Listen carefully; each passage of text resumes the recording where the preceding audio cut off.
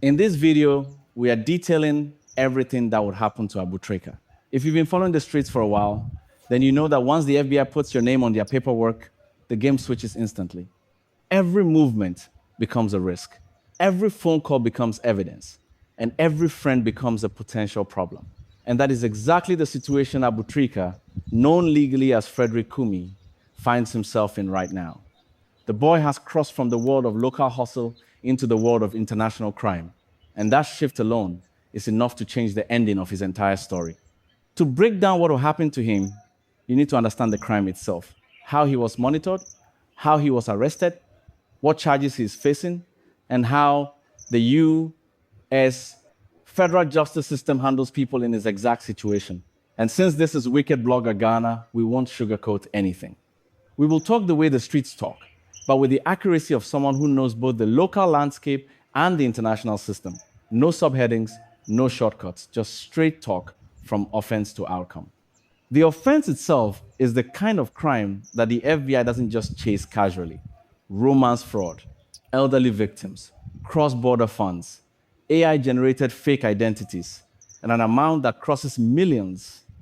Once the dollar value in a fraud case crosses a certain threshold, it doesn't matter if you live in Ghana, Nigeria, Kenya, or Timbuktu, the case enters a different category, one that is handled by special units inside the FBI, sometimes aided by Homeland Security, sometimes connected to Interpol, and sometimes tied into the U.S.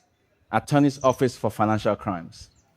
When you combine all these agencies, it means one thing: the case is no longer small.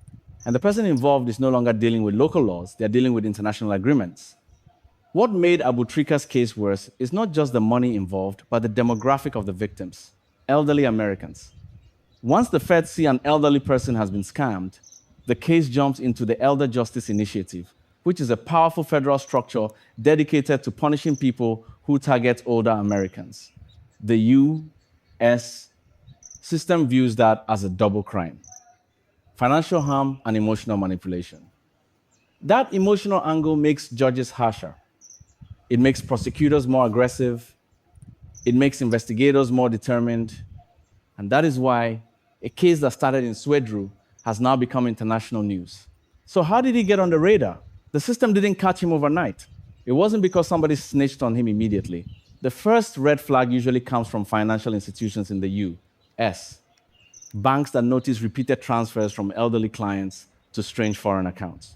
Once the bank sees patterns, they alert the authorities. Once the authorities open a file, the investigation begins. The FBI doesn't start by chasing the big name first. They start by tracing the money. And once they trace the money,